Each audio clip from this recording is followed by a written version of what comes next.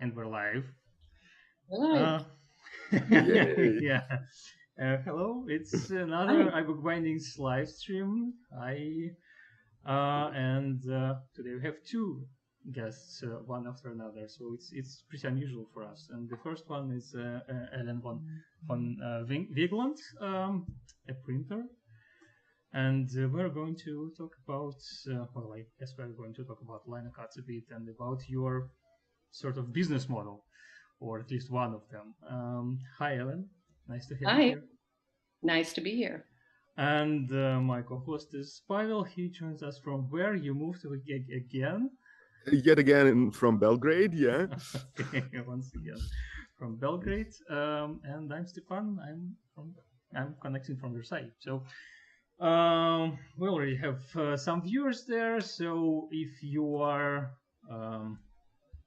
if you have any questions, please post them either on Facebook or on YouTube. We'll try to answer them, both with our first guest and with our second guest, who's Dimitris Koutsipetsidis from Greece, and he'll be talking about his new tool and maybe something else. We'll see. And if you're ready to tell us from where you are joining our live stream, please also do that in the comments. We're always happy to see from which countries and cities and towns and villages people are joining our stream. So yeah, I guess that's it. And let's start with Ellen. Just could you tell us a couple of words about you, about your career in printing, about how you got where you are now, and where you are now, because Stepan didn't mention that. Yeah, so I'm joining from London today. I'm originally from California, from the Bay Area, and I studied art history originally. I moved to Rome for university to study art history and Italian. And I always wanted to be an artist, really, but I was very shy, and I thought, I'm not sure about sharing my work. And so I thought I'll go into art history because then I can kind of be behind the scenes. And somehow it just felt a bit safer for me to do that. So I went to Rome. And then after that, I moved to London for my master's at Christie's Education. I thought I would go work in gallery, auction house, museum, something like that. And it was during my master's program that I was introduced to different kinds of printmaking, because we had to learn how to catalog artworks. And I was interested in some German expressionist lino cuts. But then initially printing wasn't even on horizon for you. It wasn't even on the horizon. I wasn't even really aware of, when I was in Rome, I was studying mostly Renaissance art. So and we didn't really, and we were walking around the city looking at the ruins and things like that. So that's a nice place to learn Renaissance art. It was a dream, yeah. So I wasn't aware of it. My dad's a photographer, so there's a certain, he would make photographic prints, but that was a different thing. And so in my master's course, we spent a day just at a printmaking studio. I think it was like East London Printmakers. I haven't been back there, so I can't remember specifically, but I think that's what it was. And they were just showing us the different types of printmaking. And when they were demonstrating how to make a lino cut, I thought, oh, this is something that I'd like to learn. And lino cut's such a simple thing to do without a lot of studio equipment, because you don't need, the acid, and you don't need a lot of different tools. You don't even need a printing press. You can just print with a spoon, which I did for years before I got a press. Every time I see mentions of lithography or the processes, and I'm like, it's like magic. I just can't even start thinking about how to do it. I still don't understand lithography. Yeah, that's a kind of magic. I've done a little bit of etching, but other than that, it's been lino cut for me. Yeah, it's fascinating, but that sort of planted the seed that day. And I think the same day we also visited the house of a man who had maybe one of the best printmaking collections. Certainly in London, he had beautiful prints by Picasso and many other people. I remember Picasso specifically because it was really impressive. Yeah, so that sort of was the beginning of me thinking that I'd like to learn how to make lino cuts. And then I kind of had that in the back of my mind for several years, wasn't making any art because I had, I always made art, but I kind of put it down for a while because I was just focusing on, other elements. And my mom was visiting me from California, and we took a trip to Cambridge, and we went out to eat in a restaurant that had lino cuts on the wall. And I just mentioned to her that I had really wanted to learn how to make lino cuts. And when we got back to London, it was my birthday. And so she bought me my first lino cut printmaking kit. And I just immediately became obsessed. And it's sort of got all of my attention very quickly. And it wasn't long before I thought, this is what I'm going to dedicate myself to. And it was a little bit crazy because I didn't have a background in printmaking, but I just was ready to dive in. So that's how I got going.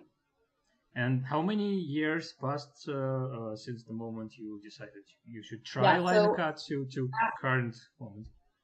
That was 2014, I believe, was when I found it. And I think, I started selling prints like the year after. So and I started off by doing some personal commissions for people, mostly people that I knew.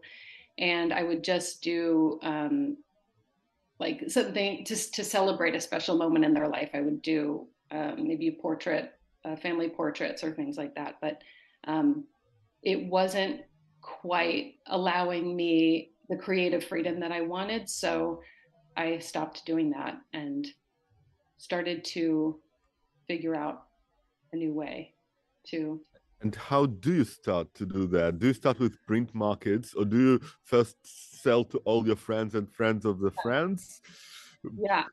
The first thing, so a friend of mine works for an online gallery in the US called U Gallery. And I think she was the first to say, why don't you come sell your prints on my website? So that gave me a little bit of confidence to think that I could do that.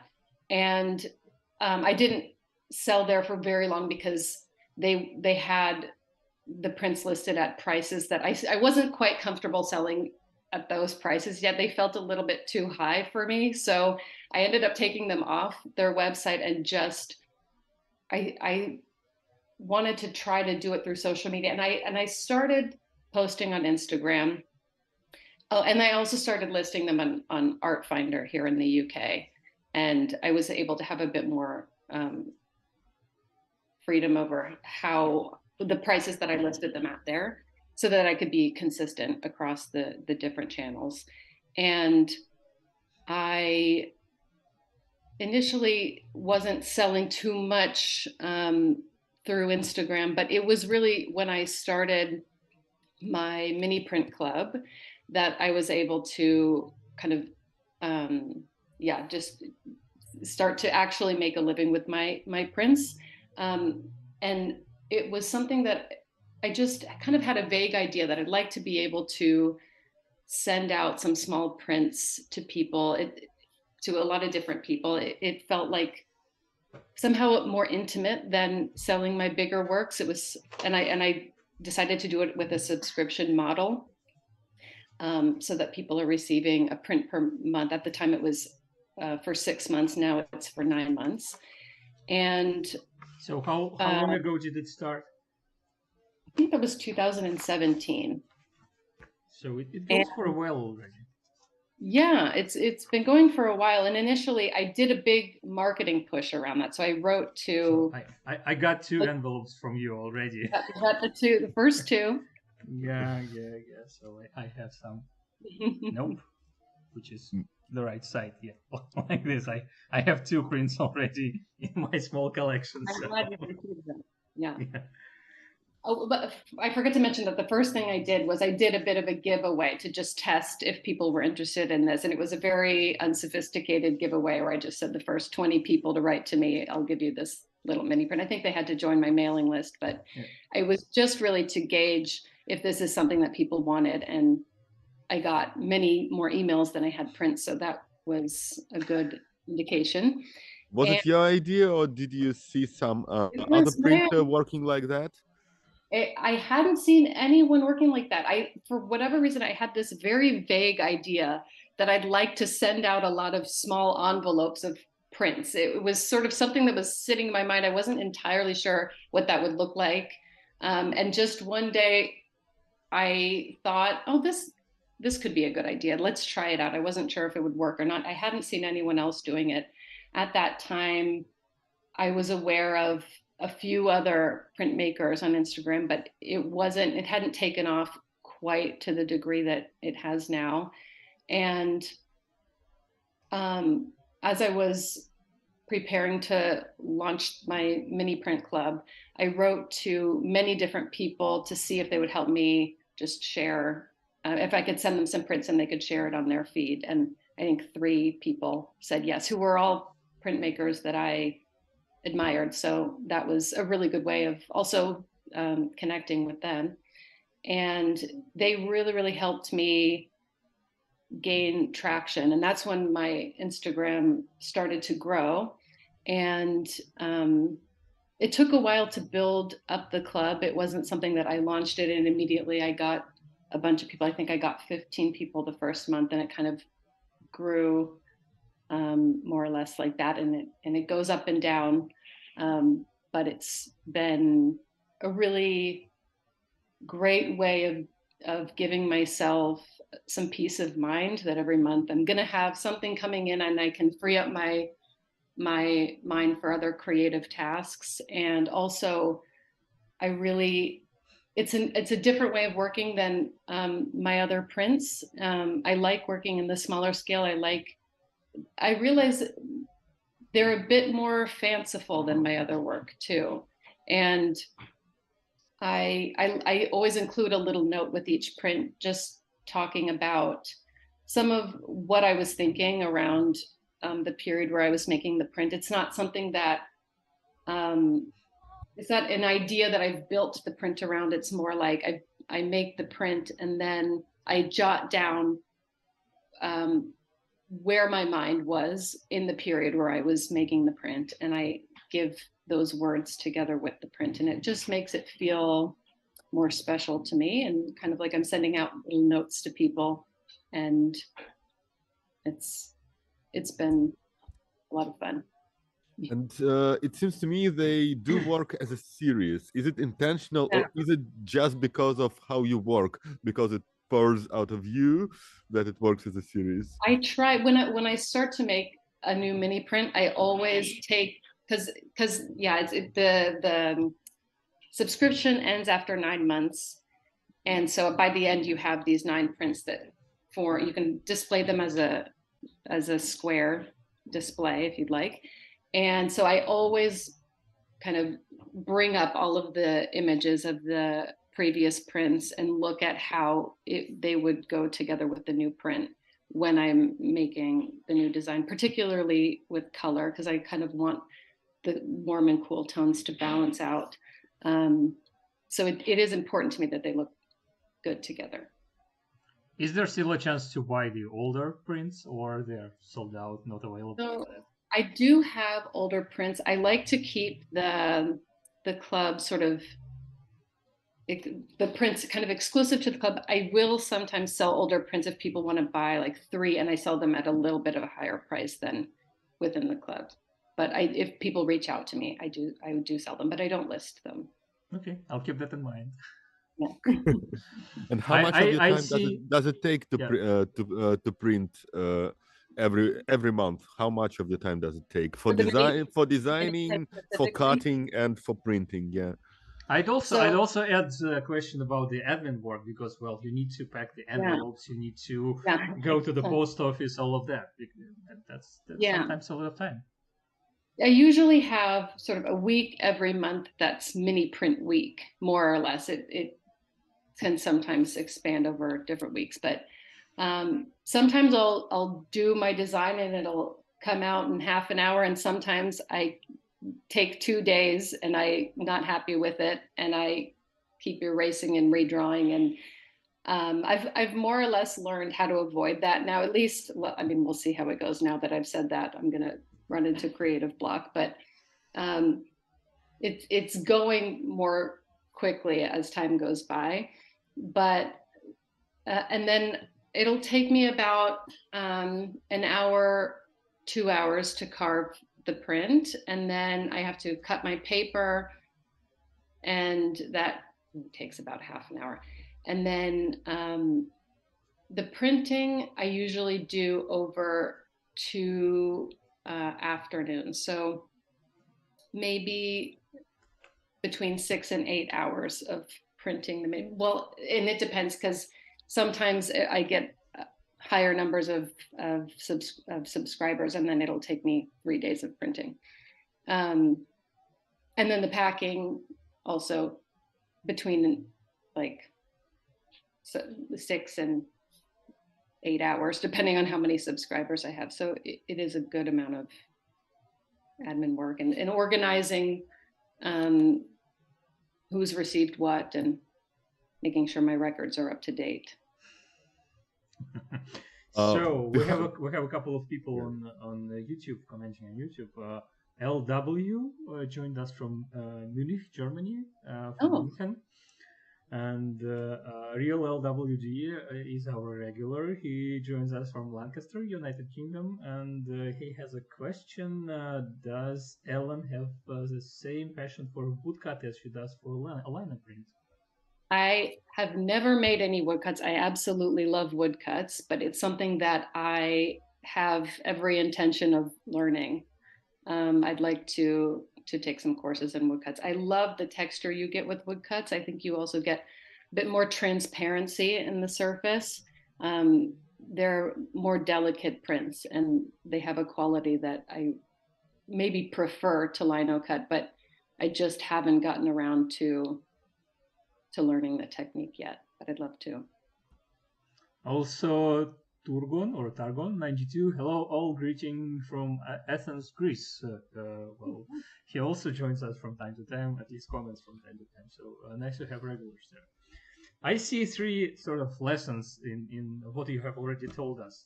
Firstly, don't be afraid to stop doing what you don't like or don't feel doing is right for you, and try something new. Then look for new opportunities, because, well, when you started this book club, that definitely was something unusual. And I should say that I know some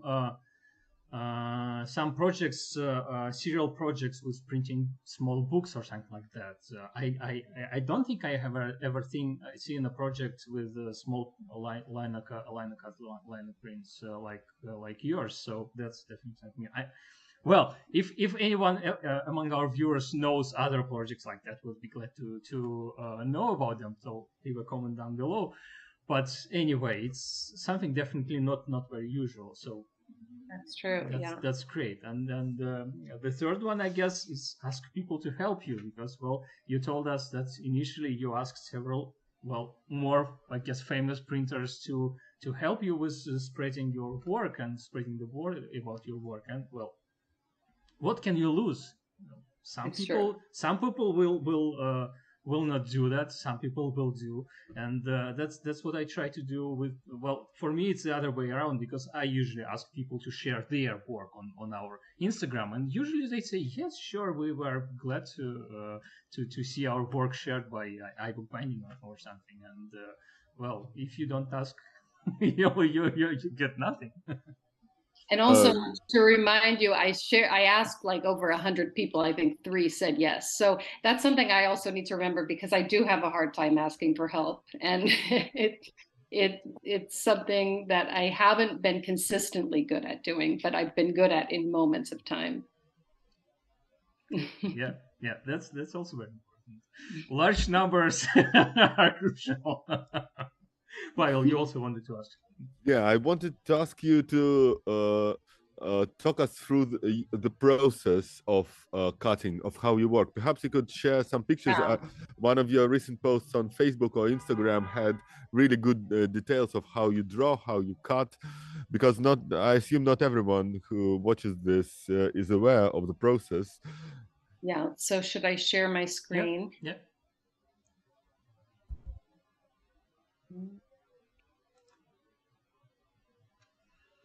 Yep, we see it. Great. So I don't have a picture of a drawing here, but I generally begin with just a line drawing, and I'll transfer it to the lino block, and I'll transfer different elements that I want to be different colors onto different blocks. Sometimes I'll have 2 colors on one block, but it depends on how they're positioned in the print, if I'm able to ink them without getting ink in places that I don't want the ink to be. And so here, so I'll show you maybe the final print first. This first image here is something that I've recently completed.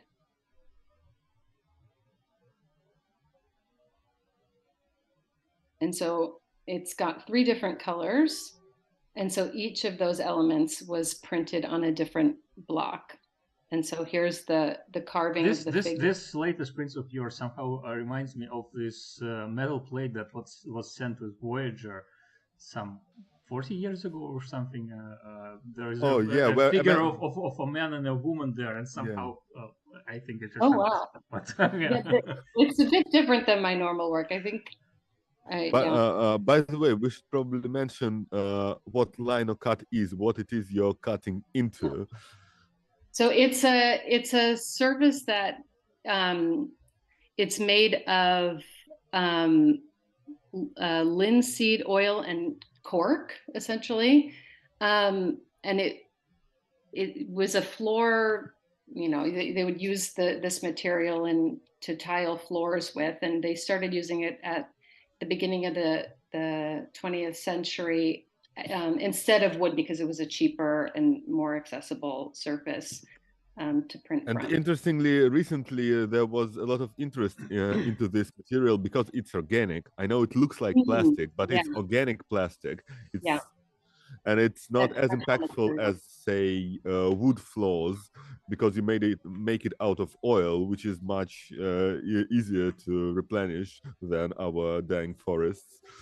I'll interrupt you for a moment because we have a couple of more comments on YouTube, and we'll return to you right after that. So Mars Beats, hi from Tennessee, United States.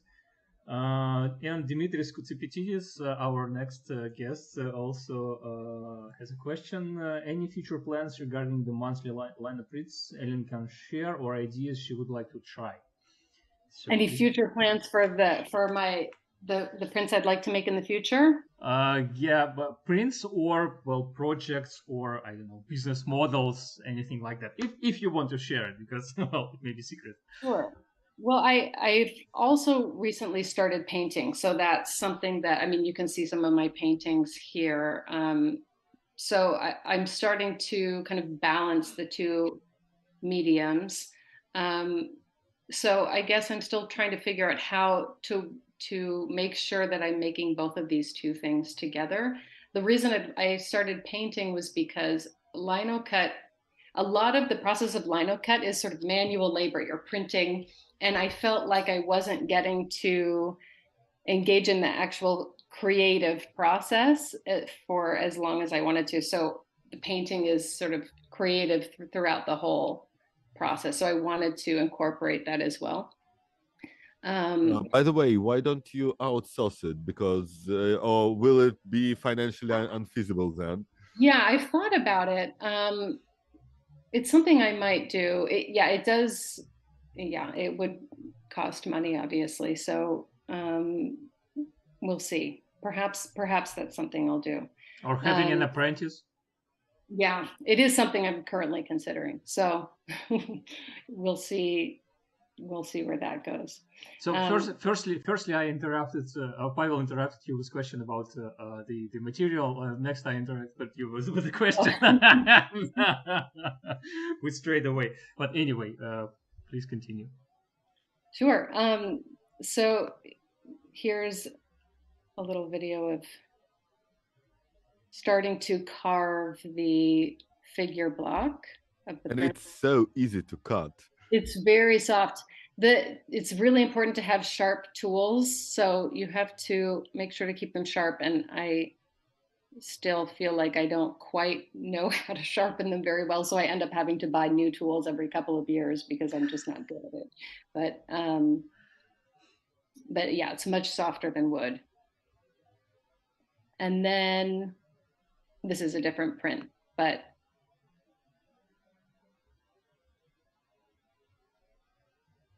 I ink up the individual blocks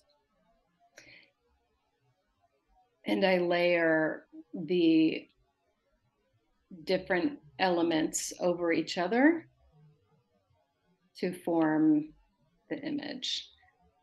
Don't think I have. Oh, here's a video of making an entire print that I completed several months ago. And how do you align them so precisely? Because it's really important for the effect to be. It's really important.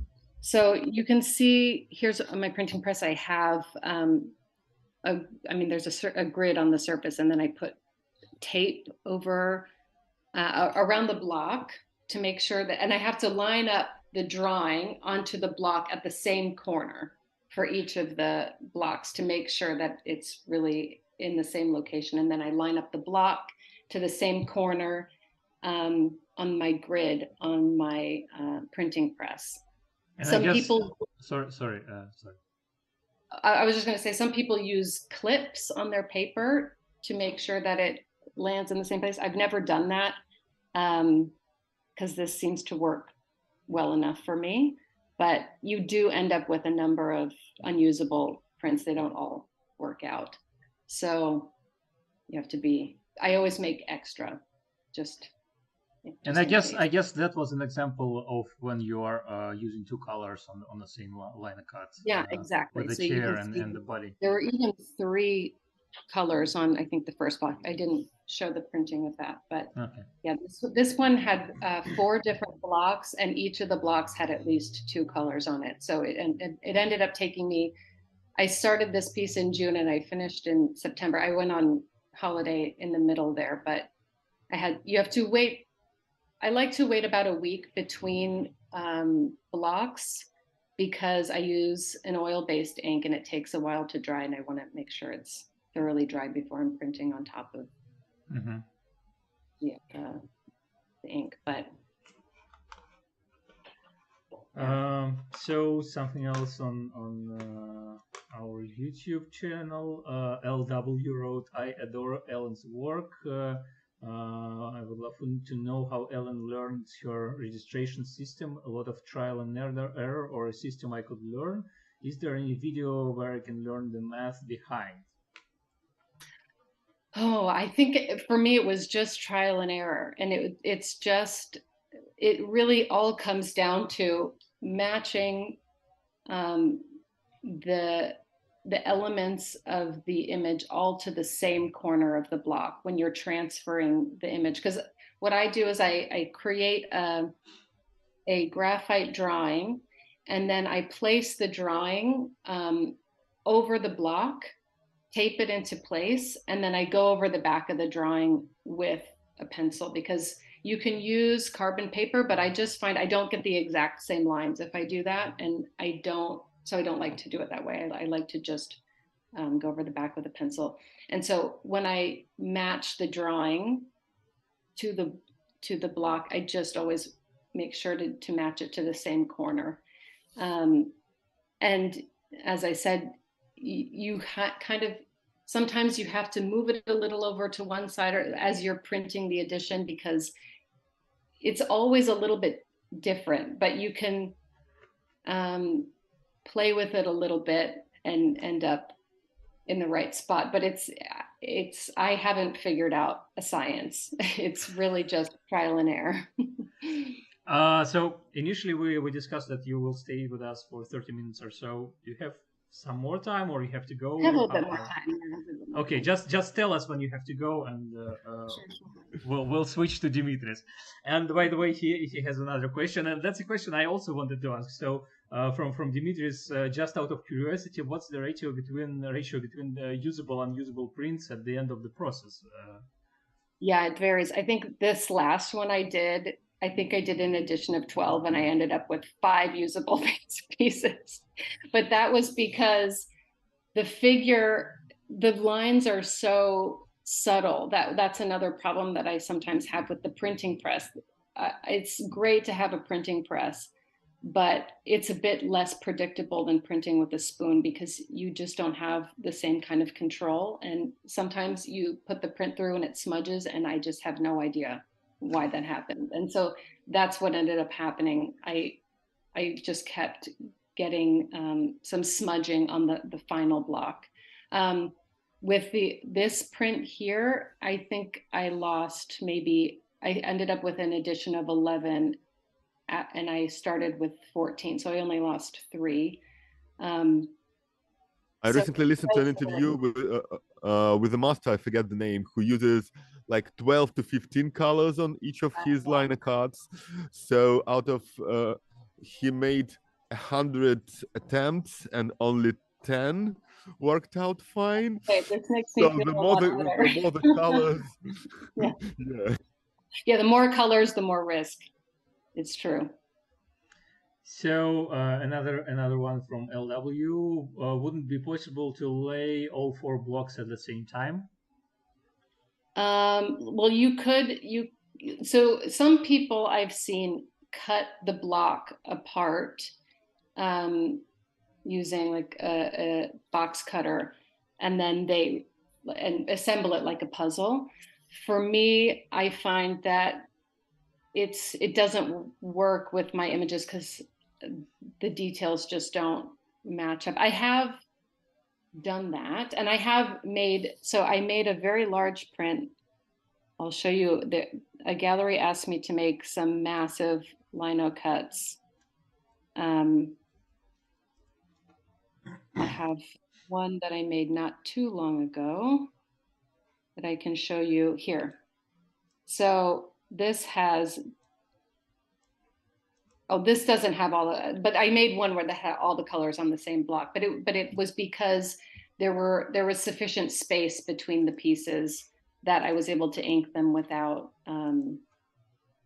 getting the ink on the. Isn't there a technique where the blocks are of different shape and you can connect them? Yeah. You ink them and then you connect them into one. Yeah, I've seen people do that. It doesn't quite work for me for whatever reason. This just works better. So what else? It is enormous. Oh my God. It is big. Yeah. That was a challenge. The tapes seem like a good centric method though, or I'm too hasty. That's from Turgon92. Is it a method? What's the question? The tapes seem like a good centering method though.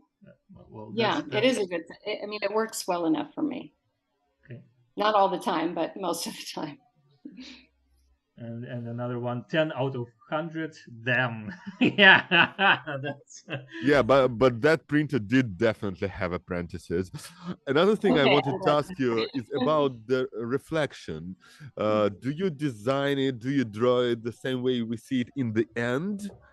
Or do you and then how do you transfer it in reverse? Yeah, so I draw it the same way you see it in the end. When I transfer the drawing to the lino, then you get the reverse. But once I print it, you get the same configuration as the drawing. But exactly, how do you reverse it to the lino? Do you draw on transparencies? So I don't draw on. So what I do is I put the drawing up to the window and I trace the drawing onto the other side of the paper so that I can see where the lines are. And I put the drawing face down onto the lino and I trace over or I just rub over the back with a pencil so that the graphite transfers. I don't use tracing paper because when I've done that in the past, with these, my facial features are often very subtle, and I just found that it would change a little bit if I were tracing it. And I ended up with a result that wasn't quite the same as my original drawing. And so I just like to get a more direct copy. Does that make sense? I don't think I have exactly that process.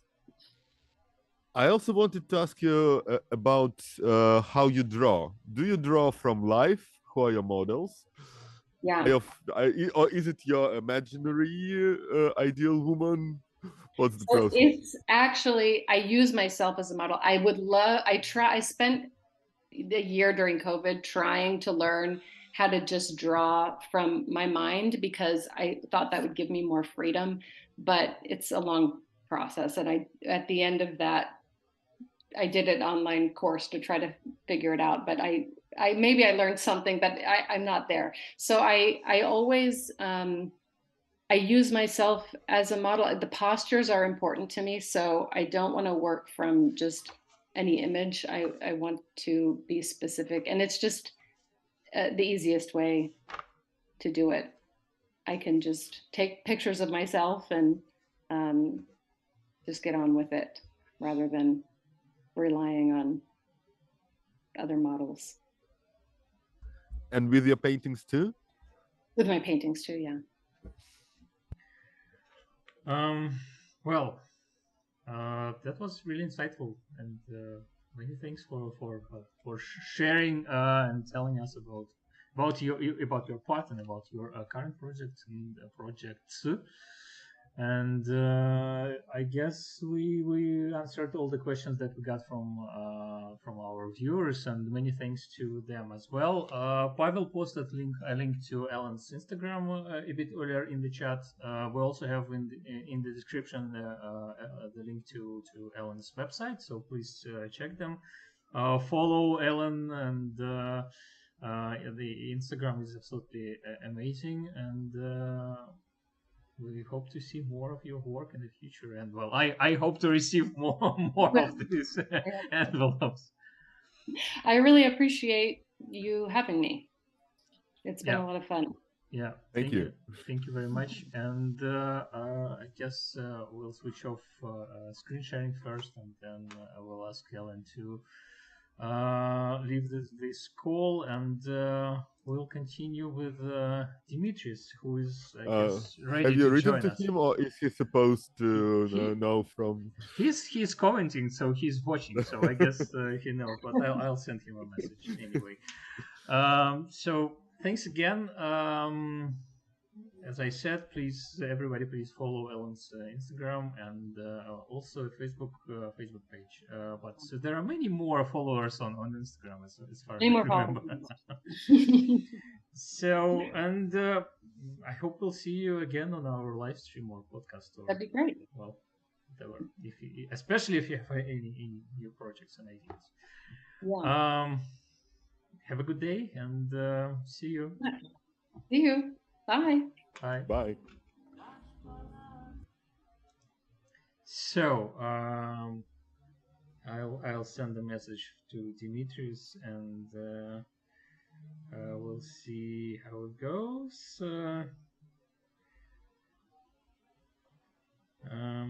And yeah, it seems that we'll have some time to talk about the book Ambachverse, the book craft fair that happened earlier this week. Yeah. No, not this week. This last weekend. week. Yeah. Well, it depends if you count Sunday, the first day of the week, or the last day of the week, because there are different approaches to that, as far as you know. Oh, it's metric then. No, imperial days of the week. Yeah. Well, I don't know about imperial. Jewish week starts with Sunday, so because it's not Sunday, it ends with Shabbos. So. Oh, Dimitris is connecting, I think. Yeah. Okay. Yeah. Let's see what happens. Hello. Hi. Yeah. Okay. Just. Hi, guys. The voice is there, but the video isn't there yet. Just give me a moment to rearrange everything. And can you hear me all right, or is it stuttering like the other time? No. This time the sound is Great. much better. Yeah. Great. Yeah. Okay. Hello. Hello. Hi. So this is Dimitris Koutsipetsidis. We already had him several times on our podcast and then on our live stream. So nice to have you here again. And A pleasure to be here. And yeah, you have something special. You told us during our last live stream with you that you have something special prepared for this autumn. So I guess this is it. No, actually, I have more things in store, but due to various reasons, something always happens and they get pushed back. But this is one of the projects I had in development. So it's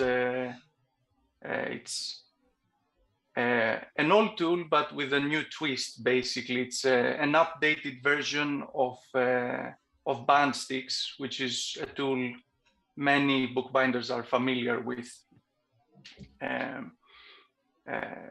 I've presented it at my blog and at Instagram and other media, and there was we also posted the very link good in the description. response. So yeah, if anybody is, I hope everybody is interested.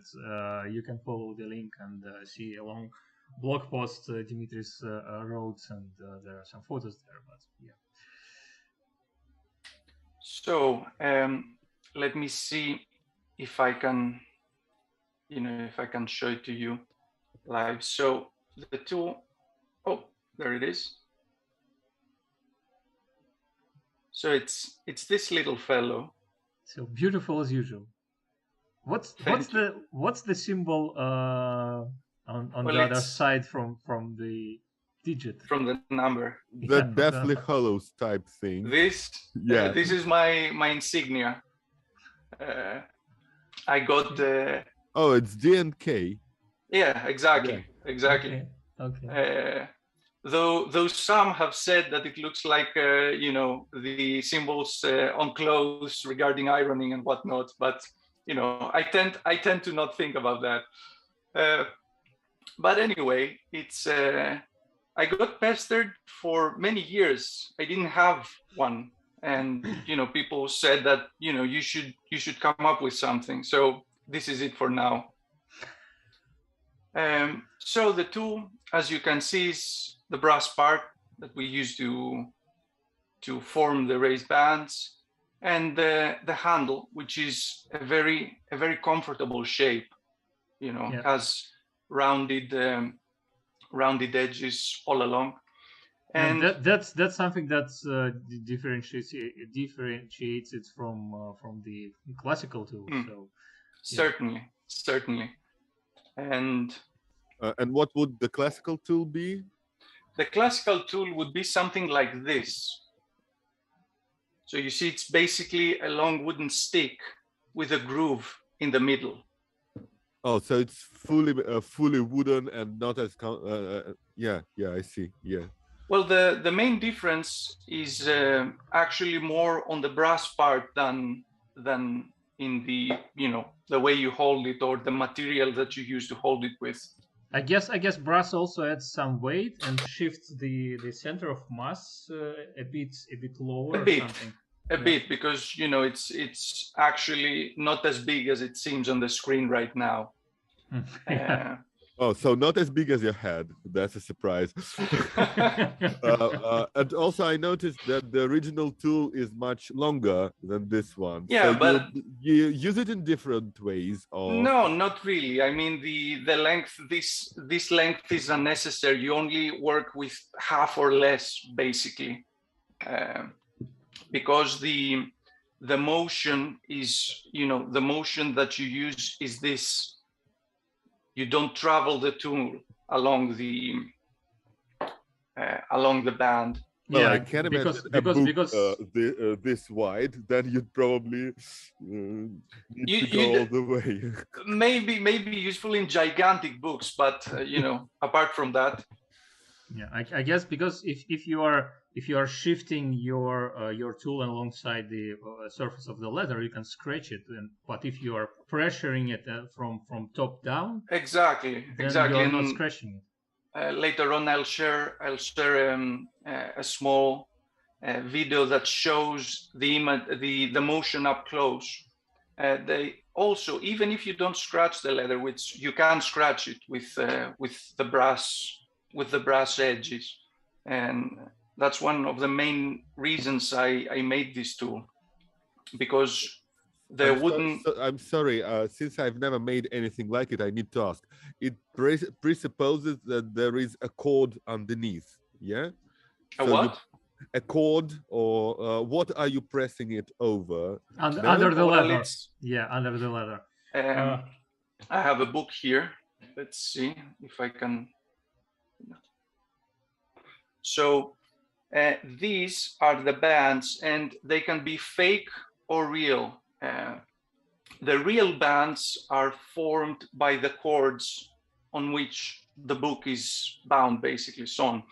The fake bands, which is much more likely what you'll have in a book nowadays, is made usually out of leather strips or cork strips, depending, you know, a hybrid material, something between cork and leather. So usually it's one of those two things. And you use the tool to adjust the leather neatly around those, you know, those steps, those bands. And the thing with wood is that over time it starts to chip, it becomes coarse, so it can harm the leather. It can, and the other thing is that even if you make it from a dense hardwood, which is, you know, which will last much longer, they usually have natural oils in them. That's where much of the luster comes from, and these can stain leather. So this takes care of all of those problems, basically, this tool. And another comment regarding what Stepan said is that even if you don't scratch the leather with a sliding motion, you can still, at the very least, burnish it, and you might not want to do that, you know, to darken it. Yeah, that's true. So just a short reminder to our viewers, if you have any questions, please post them in the comment section on Facebook or YouTube, or check the link in the description. There is a link to Dimitris' blog post about this tool, and there is a link to your Etsy, as far as I remember, where you can order these tools. Anyway, there are many more information, technical details there, so that's a thing to check. And also, well, as usual, if you'd like to share from where you are joining us, from which country and city or town you are watching this live stream, please also leave a comment. We'd be happy to see that. There are some other useful links in the description, like a link to our Patreon account, and we rely on support of our patrons quite a lot. So if you are willing to consider joining the crowd and pay us a small bit of money every month, please check the link in the description. Anyway, so do you have any videos, photos, anything like that you want to share with us, or that's it? Yeah, sure. I'd like to share a few images and video, and you know, mention a few things. Okay. I'm gonna share the screen now. Yeah. Okay. So can you see the file with images, the folder? Yeah. Yep. So here's a close image of the tools. Now, an important detail is that this tool comes in different widths depending on the band width you're using, and the leather, the thickness of the leather around it. So it's currently available in 4 different sizes. Maybe more will be added in the future. And it starts with 3 or 4. I don't remember for sure. It starts at 4, and there's 5, 6, 2. And 7. Yeah, I've ordered 2 from you. So I think 4 and 5. I don't think I have ever even tried to make books with bands thicker than 4. So it's actually very, very convenient. It's very practical in its use, in that you don't have to squeeze or adjust anything. You just press it lightly, and do the motion is this. You basically just do this, and the leather, forms, adjusts tightly over the bands. And it's very practical. It's very efficient, and that's actually who it's mainly aimed at big binderies that have large volume of work, and they have to do dozens of raised bands per day. Or binderies that have big projects. You might be a single person hand bindery that has a project that involves 100 books, 200 books, and they all have identical raised bands. So you don't want to squeeze a band nipper, thousands of times in order to do that. You just need to grab something and be able to do that fast and efficiently. Also, there was a bit of drama when I posted the announcement for this live stream, because there are angry people on the internet. Surprise, surprise! Not really angry, but maybe a bit grumpy, who are like, you have to use this tool and that's enough, and you don't need any of these new fancy tools. So I just wanted to mention that there is also another tool that you can use for the same cause, bent nippers, and it's sort of pliers with wide jaws. And I've used them quite a lot in my practice, and I have different. And I think you've sent me your bent nippers, right? My first version, exactly. The brass ones. And I also had steel bent nippers that I bought from Talos or something like that. And yours are definitely much better, because with steel ones you can definitely damage. They're very sharp. They're usually ground so sharp. Everyone tells me that, and that's one thing that. Go on. But even with brass bent nippers, there is, in my opinion, there is much more opportunity for a mistake, because you can.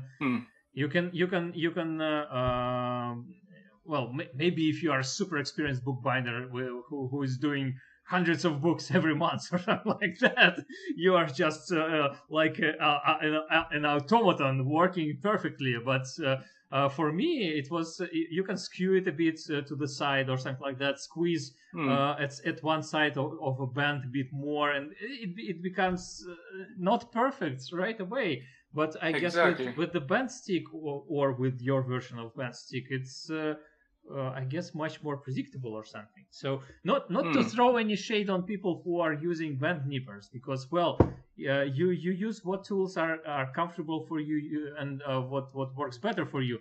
I just hate it when people say there is only this one tool you should use and you need nothing else and nothing new. We'll be using, I don't know, clay tablets and styluses until modern times if this approach prevailed. Why not? I mean, there's two things I wanted to touch upon in regards to the things you mentioned. Yeah, sorry about my rant. No, I have I'm of the same mind. As you said, I actually do offer band nippers, and at the post I uploaded presenting the band sticks. I actually write about the comparison, because everyone will think about that. Why not use band nippers? They can one size fits all. The thing is that there's a reason that we have versions of tools, right? There are 100 different pliers out there. Why? The thing with band nippers is, as you said, that you might not be as precise, and it's a more complex tool, so it costs more. And also, and that's very important, it gets tiring. You can't do it. You can't squeeze a tool consistently and precisely for hours on end. And for what's more, and this is actually where the idea for this tool originated from. Some people, especially after a certain age, suffer from hand muscle strains. They might have carpal tunnel syndrome, tendinitis, whatever.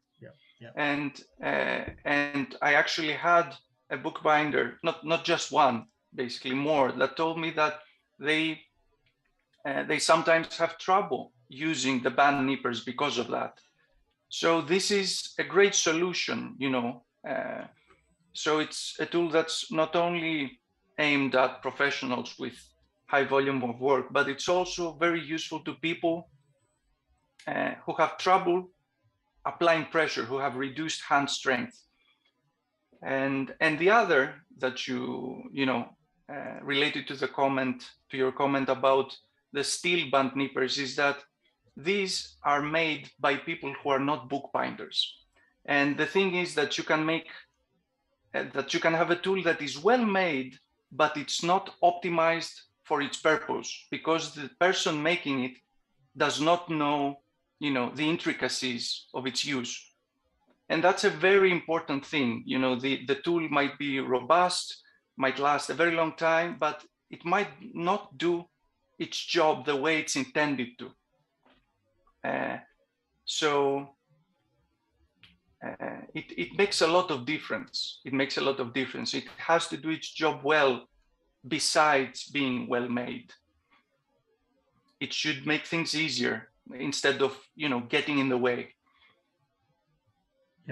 Yeah, I agree absolutely. I'm looking for this post where this discussion happened, because there was exactly that comment, because that some people have issues with their hands or wrists, and it can be tiring. We had a guest on our podcast who has issues with repetitive processes, especially processes where you have to apply force. And in bookbinding, there are quite a few such processes. So that isn't something that you shouldn't discard. And if you're able to create a tool that helps some people, that's amazing. I guess that's what the modern world is about, to create to make it accessible for everyone. Exactly, and bookbinding is a niche thing to begin with. So when you start making tools for a niche thing, the tools are by default niche. They're specializations, basically. Apart from the bone folder that you use in practically every stage, more or less, everything else fits a specific purpose. Yeah. Okay. I just realized that the person who wrote that comment about muscle strains was you. Sorry, I was browsing it. Okay, and you were you were too kind to correct me. So it's as you said, not to throw shade at the person who made that comment. It's a reasonable thought. Why not use this tool and not the other? And why not? We have to address that, and I actually address it at the post where I present the tools. It's well, it's a reasonable thought. That was sort of orchestrated on my behalf as well, because I wanted to this discussion to happen here, obviously, because I wanted people to come over and to take part in this discussion, and I sort of introduced this tool without giving any additional detail and any links to your original post or something. But then still, please don't get grumpy right away. just discount everything.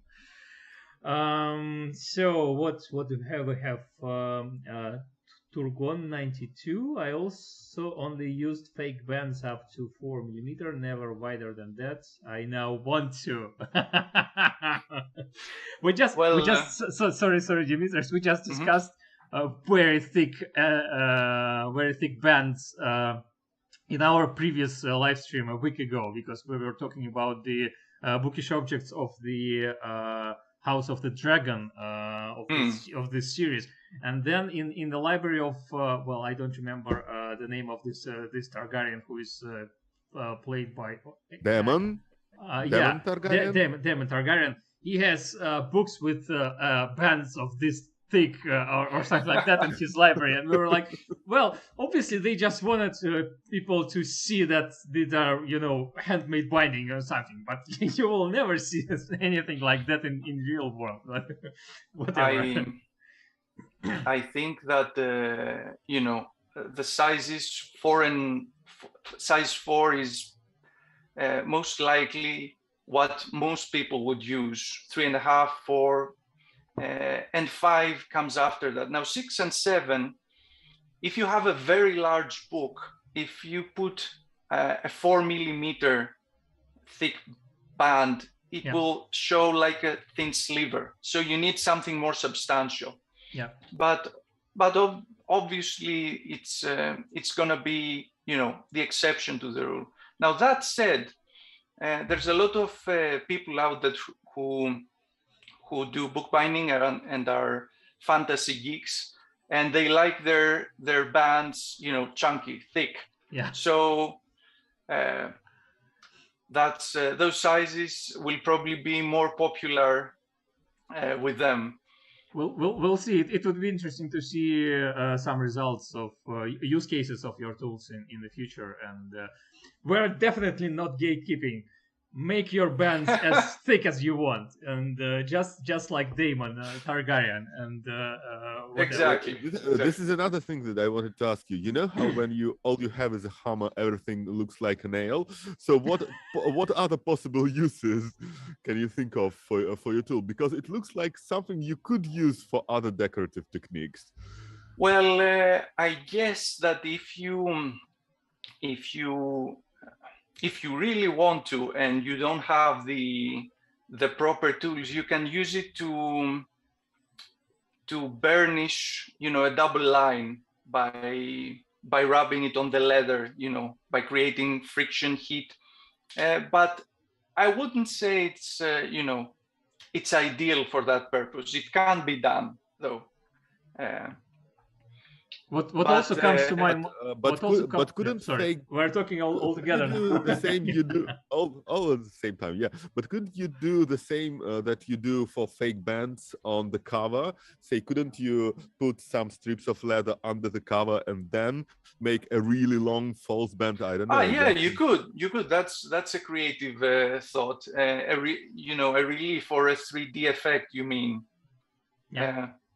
Yeah, sure. As long as it doesn't have curves, as long as it's, straight lines, a square or a rectangular shape. Yeah, some sort of frame. Yeah, sure. Yeah. What also comes to my mind is the width is sort of compatible with the thickness of the board, and maybe you can do some decoration along the edge of the board. I don't know. That's not traditional use cases definitely for this tool. Well, I mean, anyway, people out there do experiment with my tools and send back the results. I'm really curious. I've seen some people use, for example, my style set in ways that I had never imagined. So, be playful. Exactly. So another from Turgon 92. Okay, 2 comments from them. So for amateurs, it's best to pick the brass nippers, and the band strip is perfect for volume production and/or binders with tendon issues.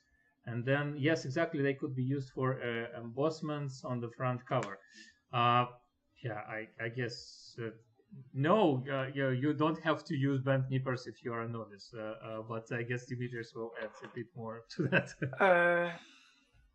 Yes and no. It's a matter of preference, basically. I mean, if the band sticks are more comfortable and more efficient, more practical to use, but you need to have more than one if you make books with varying band thicknesses. So it's in the end it's a matter of preference. I'd say as a general rule, the band nippers would be more useful to bookbinding enthusiasts, to amateurs, and the band sticks to professionals. But that's not a rule.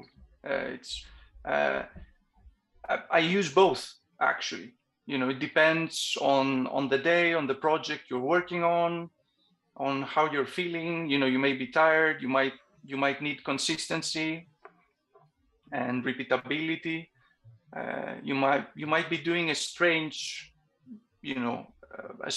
band. It depends. Yeah. Okay.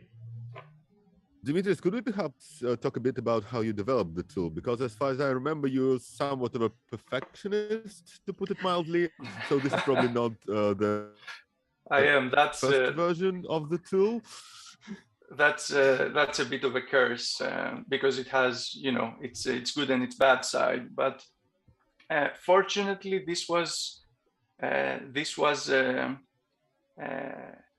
in contrast with other tools. This wasn't a production hell. It was, it went relatively smoothly. So I've made a few prototypes that I've been using for myself, and then I basically changed a few things and came up with the tool that I showed you earlier. The tricky thing with the process is that it's one thing to make a tool for you, and it's very different to make a tool that you're going to offer to people, that you have to make available, in numbers. It might even be the exact same thing, but the process is very, very different. And some people have asked me in the past. So most of the problem solving is actually in that part, trying to find out ways to make that tool in numbers, and not so much in prototyping, unless it's something very, very weird, very complicated. Okay. So, do you want to add anything, or that's enough for the presentation? And maybe you can share at least some hints about what you wanted to show us previously and this other project, or it's too early to talk about it. I'd prefer not to, because something might happen, and I'm afraid I'm going to jinx it again. But I have a list of projects. It's just a matter of finding the time and resources to get to it, to actually make them. I have a big project that I've been working on for some time, and I hope to be able to present it this spring, maybe, hopefully, if nothing changes again. But I'd like to keep it under wraps for now, and tease when it's time. Okay. I guess as a how you call it, as a bridge to our next topic, the book segue. Yeah, book ambassadors, the Bookcraft Fair in Leiden. I talked with Daniela Prina for a bit there, and we agreed that we'll probably have her on our live stream in January or something like that, or thereabouts. That's great. I'm a big fan of Daniela's work, and use her marble papers often. I got this sheet of paper from her, and I came over to her table and we were talking about it, and I was like, it's a pity that I'm not making books really, and I don't have use for any materials that I see here. And this is just an amazing piece of work, and it's so sharp, and well, it's absolutely amazing. And our viewers can see her papers in some of Dimitris' work. So that's she's really good. She's really good. I mean, I have a collection of her papers, and one of the things I tell everyone is that, you know, I have close to 15 blue papers, and blue is not even my favorite color by far. You know, I get so carried away with her designs. Yeah. So, yeah. And then in the end, she was like, "Well, you sure do have a collection of materials. Just take this one and add it to your collection, and it will." You never know. It might, you know, you might work up the appetite. So do bindings. I got a gift even while I was trying hard not to get anything, but many thanks to her. Well, firstly for her amazing work, and for giving this gift to me. So we'll probably show a video with a variety of her papers later during this live stream. So we only have 15 minutes left on our standard schedule. So we'll probably ask Dimitris to leave us, and we'll continue with the. I'd be happy for you to stay, but I sort of designed the scene for showing the videos, vertical videos, and there's place only for 2 people there. Sorry. Well, I'll stay as a viewer. Okay. As usual, we're very happy it was nice to see you here, and we hope to see you in the future as well. Maybe to show some of your new projects or tools, or well, that's also projects. Anything. So sure. Good luck. Thank you Big very fan much, of your guys. Hobbit book, by the way. What? Big fan of your Hobbit book, by the way. Congrats on that. Thank you. A pleasure to be talking with you guys. Thank you for having me. Yeah, thank you. See you later. See you soon. So, there are 2 of us again, and I need to. So this is officially the most technically complicated stream we've ever attempted. Yeah, but it was fun, and it sort of works as it seems. So, yeah, we can do that. Don't guess it. So yeah, that will be technically challenging part, because sharing videos is always strange over Zoom. If anybody knows how to screen share videos without lags or anything like that, and we know about the optimize for video clip thingy, but if anyone knows, has any advice, would be glad to hear them. So what do we have here? And so it was again in that great church. Yeah. So let me fix just a little bit, because we have this black gray thing on top of it. So yeah. There were 2 book craft related fairs in the Netherlands in the past 3 weeks. Previously, the Society of Printers, Society of Bookbinders, Drukwerk in the Marke, and Stichting Bookbinding, they created joint fair in Leiden, which was called Bookkunstbeurs, so book art fair or book arts fair. And this year they separated, and firstly there was a Drukkunstbeurs, printing art fair, print art fair in Amersfoort. And during this fair, I took a short interview with Bep van Hasteren. She's a bookbinder, and she took part in both fairs, so she had a couple of things to say about it. I'll show this video in a moment. And then Book Ambassadors, which is the new name for the book crafts fair in Leiden, happened this past weekend. And as usual, for the fourth time, for the fourth time, iBookBinding and I took part in it, and it was quite successful and an amazing experience. The only thing that always makes me sort of a bit sad is that I don't have much time to walk around all the stalls and buy stuff and talk to people. And usually it's like I run away from my stall at the lunchtime on Sunday, and I'm always afraid that some clients will come over. And on Saturday, I did that at 4 p.m. or something like that. And my wife came a bit later, and I was talking to people, and she was calling me, and she was quite upset because there were some clients. Well, she sold some stuff, so everything's fine. But she was like, "You probably could have sold more because you know more about these tools than I do."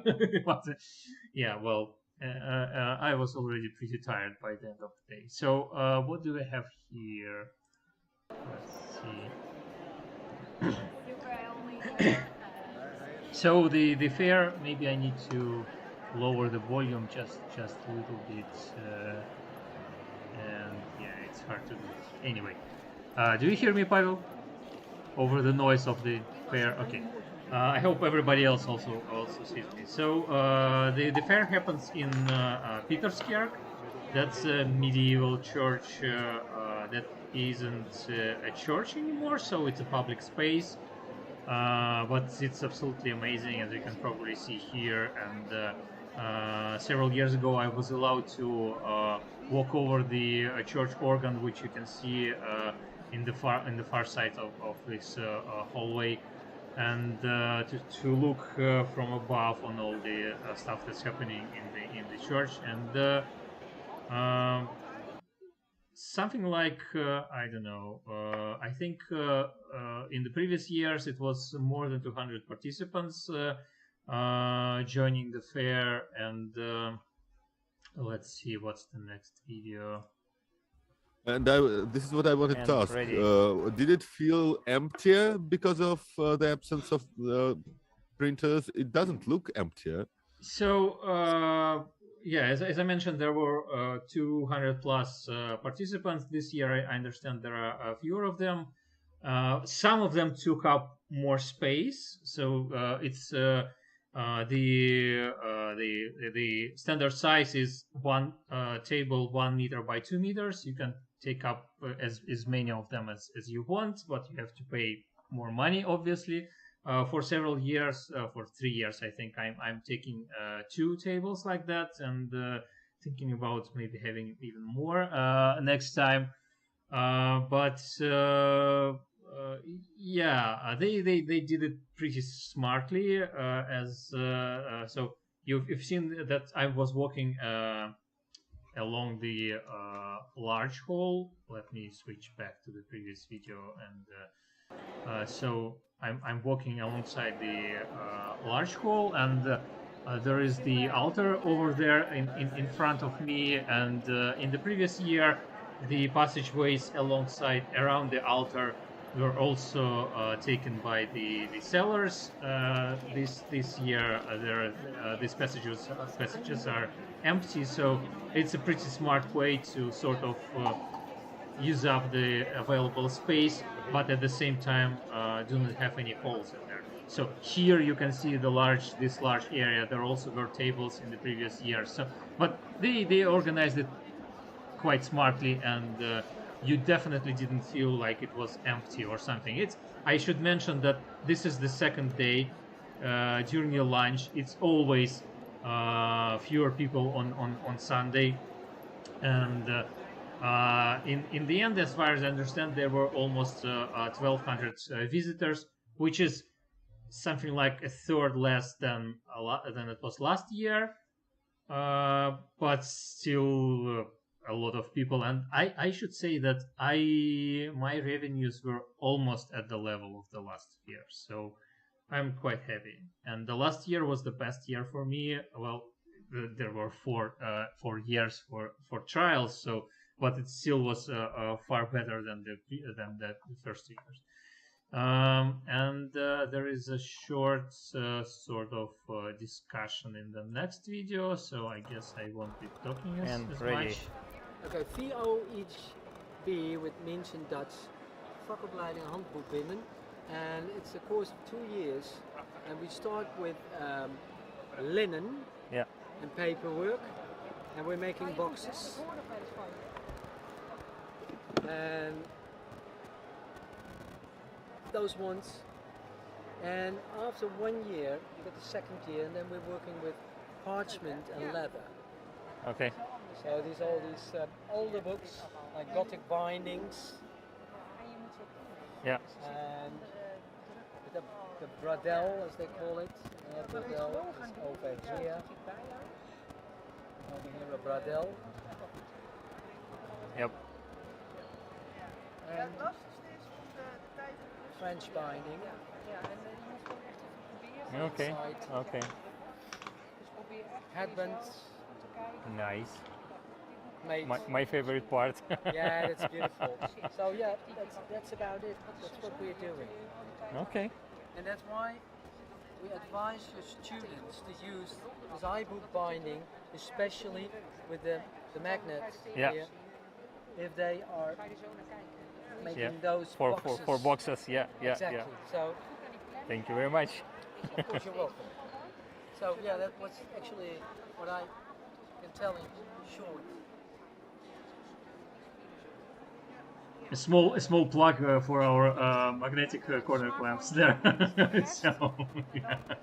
But I'm really glad that well, I don't ask people to to sort of promote my tools, but they if they're happy with them, they tell about it, and that's just it. And that's something else that happened during the fair quite a lot when thank you. There are more than 2 customers. Yeah. We have a YouTube channel. Sorry about that. So it happened more than once during the fair when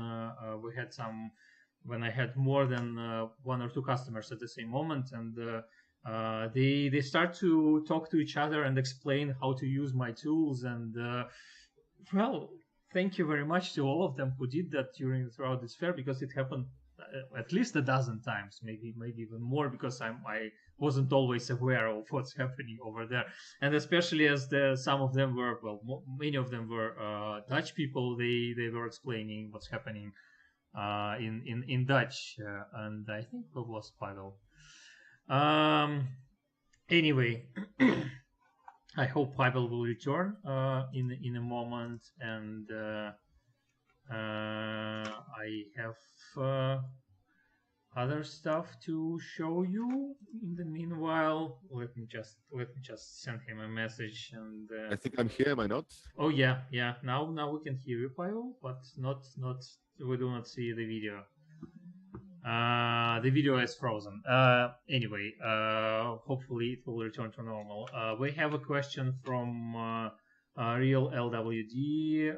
Were there any stalls at Leiden from the UK? So there were Mark and Rosie Lamb from Harmattan with their letters. I'm not sure about so there were people from the UK. Pavel's back. No, he isn't.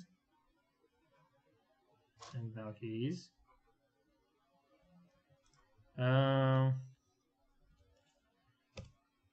So I'm not sure about stalls. I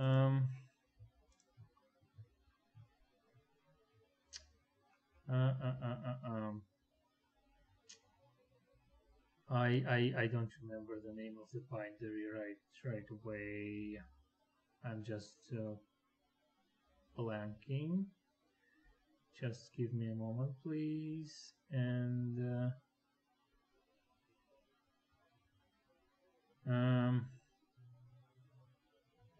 anyway, So yeah, I don't think I've seen any other stalls there.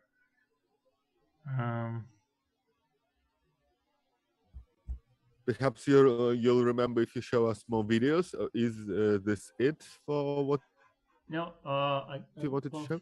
For this video, and all that. Well, social media. some more books there. Yeah, it will give me an opportunity to stall just a bit. Yeah, this is more the second year. Yeah.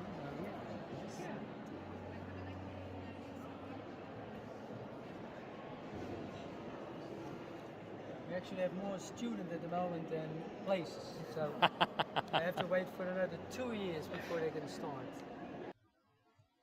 So what's next? Yeah, just a bit of walking around.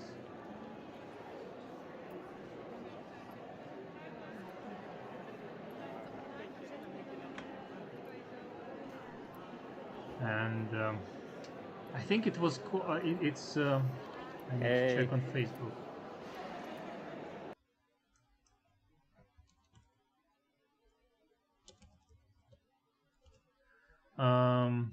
Anyway, so right across of me was a stall of Van Elbel. Van Elbel wasn't there, but Kike, his wife, was there during these days, and with their project Bookbinding Out of the Box, where they make tutorials, and also on the next table, Lori Sauer, to whom we talked on our podcast quite a while ago, was there, and there was Otter Bookbinding. Yeah. So that's all I remember really for now. What's for today, but. Hope this answers your question. Sorry, I was absolutely thrown out by trying to remember who was there and who wasn't. And yeah, so here's a video with Pep Van Hanstern. So Turgon 92, say how much does it cost for a stall in these fairs, and is there a fee as a visitor? So yeah, previously during the previous year, the fee for visitors was €6. Starting with this year, it's 9 visitors. You get a bag of freebies, and I have it somewhere here. So there is some stuff in there, some bookbinding project. Usually they give you some things that you can make a book with, and you can subscribe to being a member of the Bookbinding Society for a discounted price during the fair, and yeah, and the Druckkunstbörse was free. So here's this difference, and that's something that Beb is talking about. And how much does it cost for a stall in this fair? So it's I don't remember for sure. It's something between 120 140 euros per table. So I had to pay twice that much. I think the fair that happens. Is it per day or for 2 days? For 2 days, yeah. And it okay. was, yeah, it's absolutely okay. And if you are selling. The Druckkunstbörse was I think 50 or 60 euros for 2 days. I guess they set up a lower price, maybe because it's a first event or something, or well, we don't really know the reasoning for that, but it was a bit cheaper. We'll see how it is next year. I also take part in Bookbinding Fair in April in Belgium, in St. Nicholas, which is now organized by Book Total, the Dutch supplier of bookbinding materials and tools. And they are a bit cheaper than Boekambachtsbeurs in Leiden, but they are only 1 day event, so that's not surprising there. So yeah, that's I hope that answers everything, and let's see what Beb had to tell us. Okay, and here we are. So we're with Beb van Hastern. Yeah, and I make books and boxes. Unlike me, you had a chance to visit Drukkunstbeurs. Yes, the first one. So how was it? It was great. I liked the beurs very much. It was in an old toothpaste factory. Yeah. Which was it was a totally different location, of course, than this, because this is very much space and high ceilings. The toothpaste factory was not very high, and it wasn't so big as well.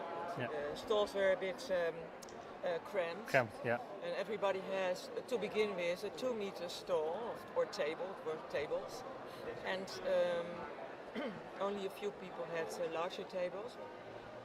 But it was very nice, and I liked it that the organization had arranged the tables in a way so that there were no empty streets. Okay. So that everyone was looking, because you know some stalls are not visited very well. Yeah. So people are walking past them and go away.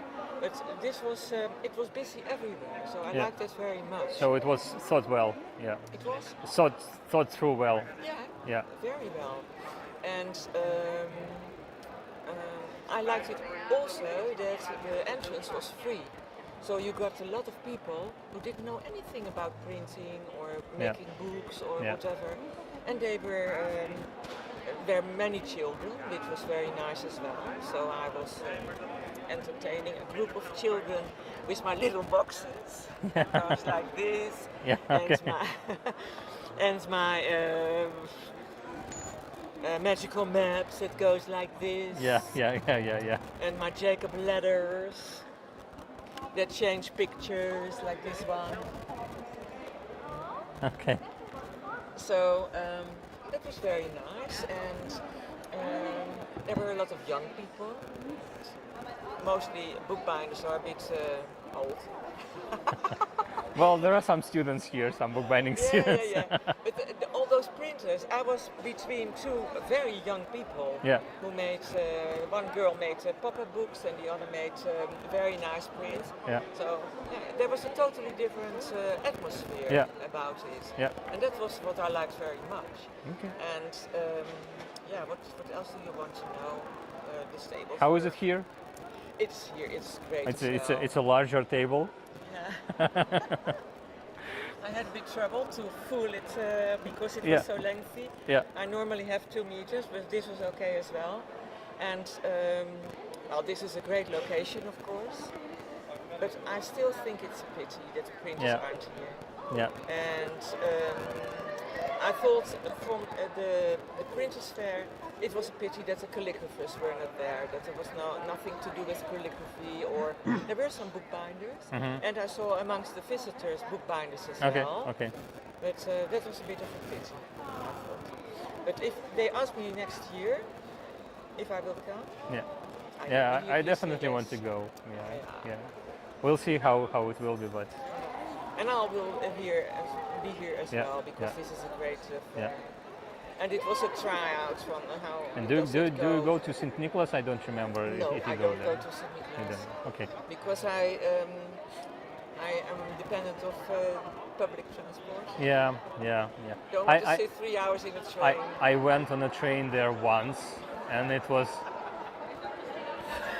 You have to wake up really early to get there, and then you have to work throughout the day, and then you go back. And then the train doesn't ride because it's just. I don't know. It's a bit too much even for me. For me as well. I thought Amersfoort was far enough because there was every. And we lost sound somehow, but anyway, I think we discussed most of the important stuff with prepare this shown. This is the only place where you can put something there. Okay, a lot of stuff in there. And all the small compartments. Small compartments, they're all different books. It's on my YouTube channel. Okay. I demonstrate it. I just wanted to say that surprisingly I was complaining about Zoom and sharing videos, and on my side it works perfectly. It seems that on YouTube it also works fine. But please tell us in the comments if there are any jitters there. But I think it works okay. But Pavel says that he has issues this time because of probably of connection. But anyway, so what else do I have to show you? Yeah, and here are some marbles. What's the name of the person you just interviewed? Yeah. That's Bep van Hasteren. So she's a Dutch bookbinder, and she makes boxes and books with these amazing patterns, interweaved patterns, and all that stuff. So she does some quite interesting stuff. She has Instagram and I think a YouTube channel. I'm not sure if I can find the link right away, but maybe Pavel will do that if he has an opportunity. So we have a comment on YouTube. No jitters. Well, okay. Okay, then maybe Zoom finally fixed some things and it started to work better. Dimitris also wrote it's quite affordable. I've heard prices for other fairs much higher, and yeah. I also heard it, and there are several book arts fairs in France. I didn't take part in any of them because, well, I don't feel comfortable enough speaking French yet, and that's definitely an issue there because in the Netherlands you can say sorry, I don't speak Dutch well enough. Let's talk English, and 99% of people will switch to English right away without any issues.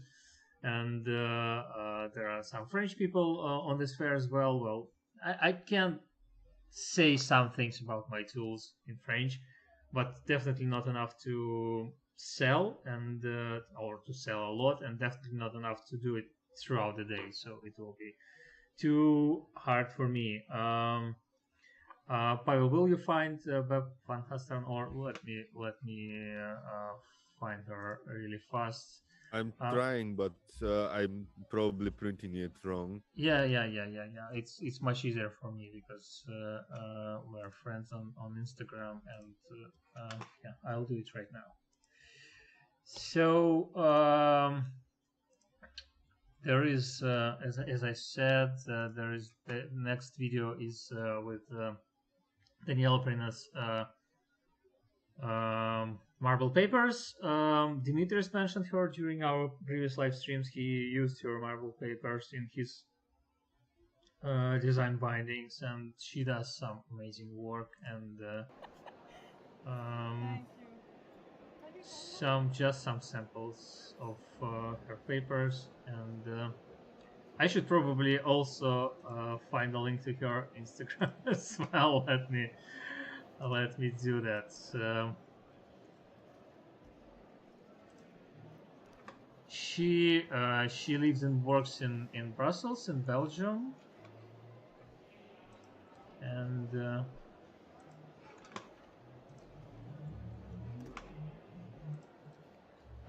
during the fair she also did some. Yeah, this one is just something. And that's the one I got in the end as a gift. So yeah, so she does some demonstrations, and that's the other thing on these fairs. Obviously, during the Druckkunstbeurs there were demonstrations, and we discussed it with Thomas Haravemacher, one of the organizers of the fair, that there were several workshops there, and luckily there is a printing shop located next to the place where the fair happened. I mean the Druckkunstbeurs. And here there also were some demonstrations, bookbinding, marbling, as you can see here. In the previous year there were paper making demonstrations, I think. But anyway, there were some workshops in the altar area. There were some workshops there. So what's next? I think we're almost there. Well, yeah, that's the first video again. Anyway, we are talking far longer, not far longer, but longer than usual. It's already more than 100 minutes we're live, and I think we discussed everything. I wanted to mention some stuff as well, but let me stop sharing, and I will just tease it, and I will talk about it next time, because it's time to stop this live stream. So I got 2 magazines from the Polish Guild of Bookbinders. You can buy them online. I'm not sure. I wouldn't find the link right away. But anyway, the issue was that you need to have a Polish address to buy them. You can pay with any card or anything like that, but you have to have a Polish address. So one of the organizers of that stuff was kind to send these. I don't remember how I paid, but anyway, we organized it and he sent it to my French address. I found an address. A friend agreed to get this magazine from me. Anyway, I'm like blubbering. So it's a magazine of the Polish Guild of Bookbinders, and it's the second year they publish it. So that's the second one, and it's made quite well. There are a lot of articles there, and what I love especially is a fold. So it's like with these magazines we had as a kids. It's a posters. That put on your wall. I'll talk more about this magazine next week or next time or a bit later, because there are some interesting things there. Obviously, you have to at least understand a bit of Polish to read this magazine, but there are some illustrations there. Yeah, I guess that's it. Pavel, is it everything? You're good. Okay, so there were several thank you comments on YouTube. I didn't read them because, well, we're definitely very grateful to our guests today, and as usual, Real LWD poster, thank you for your time and great video. Thank you for staying with us throughout this video. As usual, we'll post excerpts from these videos on our YouTube channel and on our TikTok account, and I don't know, Instagram, Facebook, everywhere. So please check the links in the description. Subscribe to our different accounts to be updated. Next week we are having another printer as a guest, a printer from Hungary, and that will be, I think it will be an interesting talk about not only about printing, but about modern European freedoms and values and all that stuff. So stay tuned for the announcement, and subscribe to our events on Facebook or on YouTube. Anyway, ring the bell and like the videos, because that allows us to get a bit more traction from YouTube, which is quite important to us. Thank you, Pavel, and I think you're staying in Serbia for a while now, so you'll be for a month and a half or so. Okay, yeah. So you'll be there for our next several next live streams. We're planning a holiday special this year as well. Probably it will be also live stream. We do not know yet who our guests will be. We have that's a bit dangerous. Ideas and wine. Yeah, that should be fun. Yeah. But anyway, I guess that's it for today. Thanks everyone. We'll stay for a minute or so by the video streaming drops on both platforms, and oh yeah, we have Daniela Prina on Facebook. That's nice. Thank you. Couldn't watch the live streaming. I will catch up on YouTube. Anyway, thank you for watching. Can't wait to talk to you. Yeah, exactly. I had an opportunity to talk to Daniela just a bit, and she already shared some interesting stuff with me, but I really hope that we will be able to share it with a wider audience. Turgon92, lovely guests as always. Thank you guys, and thank you everybody, and see you next week. So